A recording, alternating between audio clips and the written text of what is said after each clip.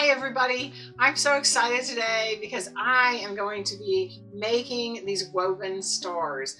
This is a paper piecing project that I'm going to do, and it's so much fun. I don't know if you've ever done this, but if you haven't, stick around and we'll get started.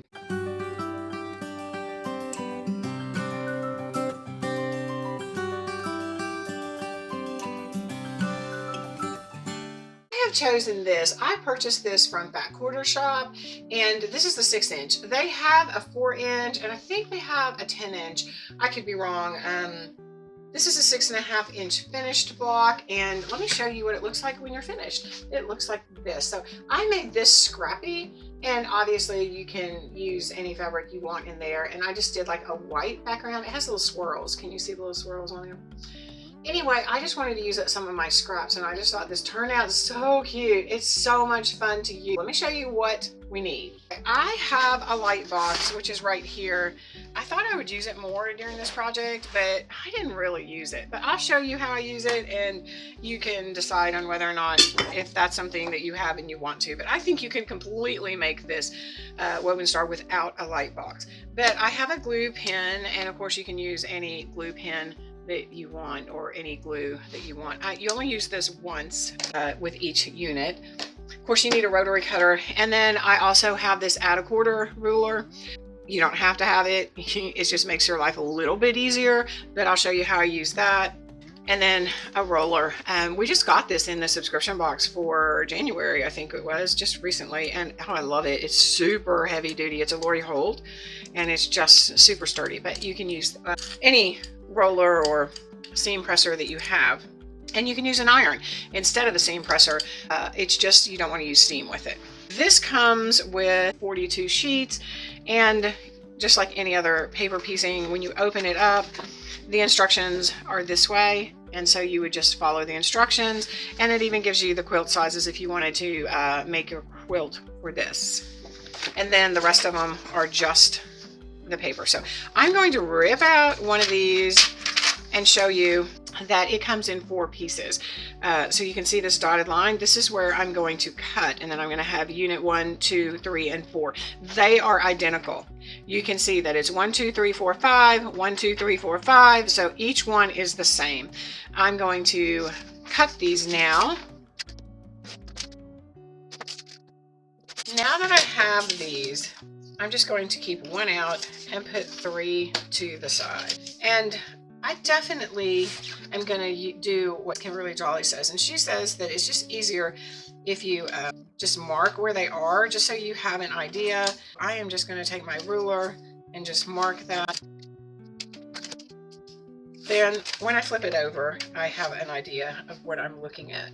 It tells me in here that the first thing that I'm going to need is 4 2¼ by 3-inch rectangles and 4 2½ by 4-inch rectangles, and those are for my dark fabrics. And what that means is these dark fabrics right here. So they're talking about these colored fabrics. And then for the white fabrics, which are all the outside borders, I'm going to need 2 3 3/4 squares, and I'm going to cut them diagonal, and I'm going to need 4 3½ inch squares, and I'm going to cut them on the diagonal. So let me get those together real quick so that I can have everything ready for when I'm doing it. I already had some cut. This is 3½ inch square that I cut diagonal. So I have 4 of these. I'm going to need 4 more. Let me make all my fabric cuts here real quick. Just going to get all my whites done. This is 3 3/4. I'm going to cut them diagonal, and then I'm going to do a 3½. Okay, so I'm going to cut this diagonal. Nothing has to be perfect in here because you're going to cut them on your paper piecing. So the very first thing that we're going to do is take this piece, and we're going to flip this over, and you could use your light board here. Let me show you the difference. If I put this over, I can definitely see my numbers through it. And I'm going to get my glue pen, and I'm just going to put a little dot of glue there, and I'm going to put this right side up, and boy, is that hard to tell which one is right side up. But as long as I have 1/4 inch over these lines right here, and you can see where my fabric falls. I do have a 1/4 of an inch over each line, so I am good to go. The next thing I'm going to do is take my number 2. When I get these two, I'm going to put it on here right side so that it covers my 2, so that when I flip this back over, these are going to be on the right side, both of these. I'm going to go over and I'm going to sew on that line, the number 2 line right there. I'm going to go a little bit over and a little bit over on that side so that I know that I've stitched that, and it's not going to come apart right there. And I have my stitch set on 1.0. I could put it on 1.5. The paper suggests 1.2, but my machine doesn't do a 1.2, so I went ahead and made it just 1.0. And I'm going to be accurate, and I'm going to stitch right on that line, and you can see that I'm just going to come a little bit over on that piece right there, and I started over on that. When I flip this over, it looks like that. Now I'm going to seam roll this so that it's nice and straight, and I want to do piece number 3. I'm going to fold that over, and because I was pretty accurate, I don't really have to cut anything. So I fold that over, and I put my add a 1/4 ruler on here, and you can see that I had a little bit to make it exactly a 1/4 of an inch, but I could have used any ruler and put it on the line and cut that. This add a ruler just makes it very easy. When I flip this back over, this is going to be the piece that I want to do, and I'm just going to make sure that when I look at that it covers everything. And so I'm going to slide this down a little bit.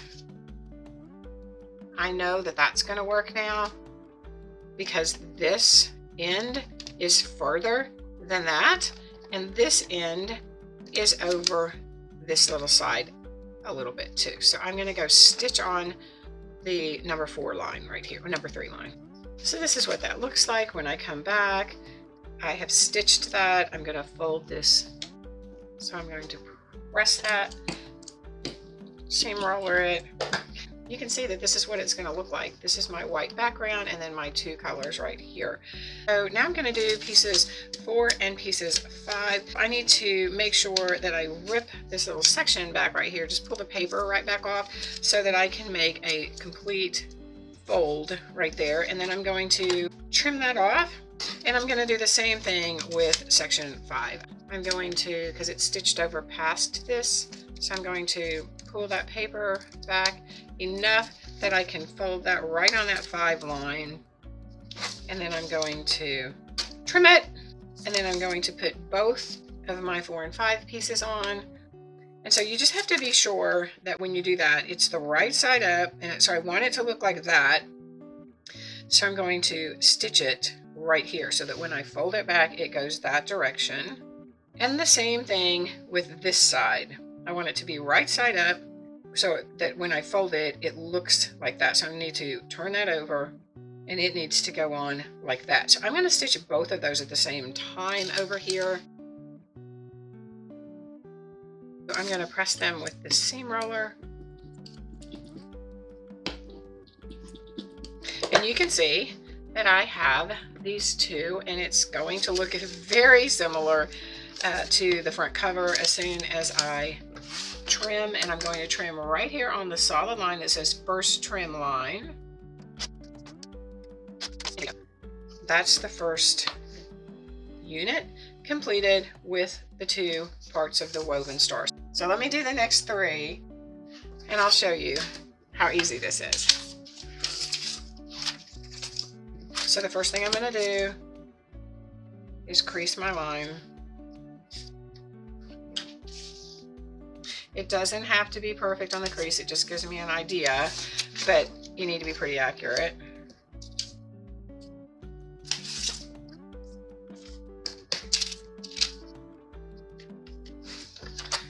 Then I'm going to flip this over, and if I wanted to use my light board, a little dot of glue right there. Make sure this is right side up, and make sure you've left a 1/4 of an inch on either side, which I have. You can see. And now I'm going to pick my colors, and I'm going to do number 2. This time, I think I was going to do, let's do the green and the blue. Now, I know both of these, instead of me cutting one at 3 inches, I cut both at 4 inches. But It doesn't matter. I'm going to cut it off in a minute. I am going to go ahead and do my number 2 right here. So I'm going to fold this back on the number 2, and I'm going to stitch that right there. You can see when I fold it back that that's great. And now I'm going to do number 3. Let me make sure that I trim that.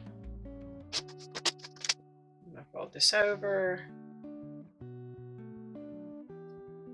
Make sure that I have enough. I'll move that up a little. And then when I fold this back, I've got my 2 pieces. And now I'm just going to do 4 and 5 again, which are my backgrounds. So when I fold that over, I need to trim.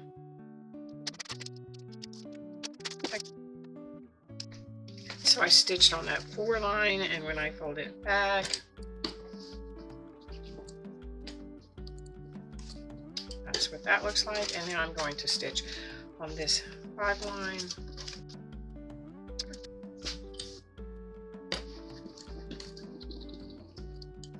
Okay, and then I'm going to flip it over and trim it.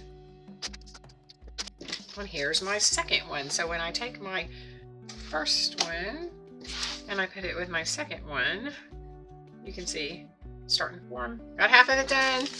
Let me do the other 2.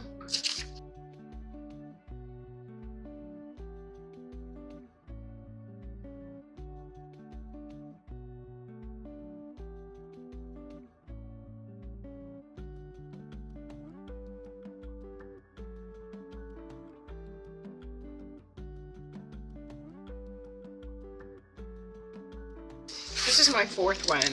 I'm going to go iron these now that I've had these, now that I've got all 4 done. So this is the fun part now. You get to put these together in whatever order you want them to be. So how would I want them to be? Like if I put that like that, definitely don't like those 2 together. I think that's good because it's kind of like a light. All right, so I'm going to put these 2 together and sew on that line, and I'm going to put these 2 together and sew on that line. I'm going to try to be very careful about putting these together, and then when I put my needle right there at that intersection, it'll show up closely, show up on the other side, and then I'm going to just bring it down and pin it. I'm going to do the same thing with these little dots right here. I don't know if you can see that. Can you see that little dot right there? Well, they have one on both sides. So I'm going to stick a pin through both of those dots. So when I put it right here and poke through, it actually came out right on the other side. So that was good, and I'm just going to pin it down like that. And then I'm going to do the same thing. Now, it is my experience. It kind of helps me to glue these little pieces down because they flip and they flop everywhere when I don't. That is a tip from me to you because I find them a little bit more challenging to put together. So I'm going to do the same thing where I'm put this pin right in this intersection, and then I'm going to want that to come out right on the other side. Okay, and that was good. So now I've got this one pinned, and I'm going to do that for all 2 of them. I'm going to do this one.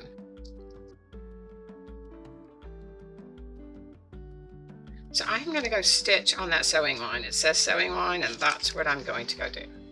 Okay, I have stitched those right here and right there, and I'm going to open it up, and I'm going to show you how perfect that ended up being. See, it is perfect.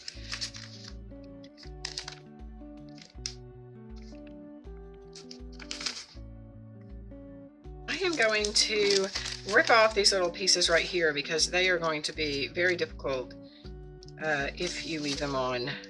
They're going to get in the way if you leave them on. So if I just peel these off, you can iron them on one side and nest them, or you can iron them open. I am going to nest them, and I will show you how easy that is. So I'm going to go press last pinning. So these are nested right here. So I'm going to take my pins I'm going to stick those in. And then I'm going to do the same thing with these dots. There's 2 dots. I'm going to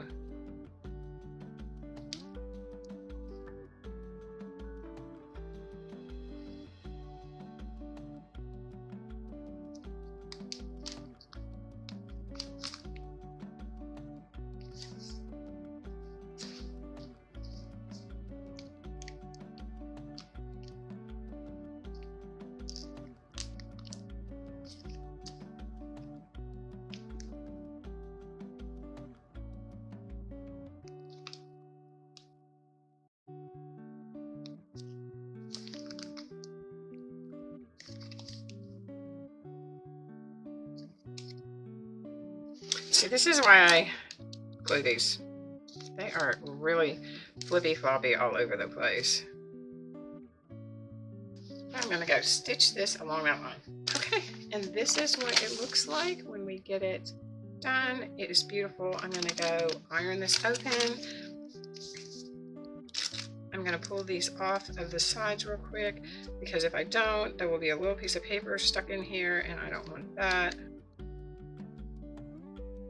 Once I have that, I'm going to go iron this real quick. You can see where I've ironed it that these pieces have nested really nice. So I'm just going to start taking off the paper. Oh, what am I doing? The next thing I need to do is trim this on this line. You could take a 6.5 inch ruler. I actually have one right here, and I could take that and I could do either side. Doesn't really matter. It's just as easy for me to flip it and do each side. Preference. Okay, so once I'm done, I'm just going to pull off all these pieces.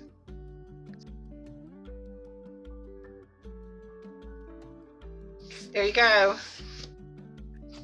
This is such a pretty 6.5 inch square, and it's just so beautifully done. Does not take a lot of time, and like I said, I am just making mine scrappy right now. You can make them, you know, stick to one color scheme where maybe they're all blues, or maybe you do each one blues, reds, greens, yellows, or anything like that. I am just using up my scraps with this, and I thought it would be really fun to make a bunch of these. So I hope you all have enjoyed this. I hope that you give it a try. It is a lot of fun to do paper piecing. Honestly, this year I wanted to try more paper piecing, and I am so excited because I am definitely going to do that. I'm thinking about buying the roses by Lori Holt that she just put out, and I thought that would look really fun too, to do a whole quilt in that. God bless you all. Thank you for watching, and if you wouldn't mind, I would really appreciate it if you would like and subscribe. Have a good day.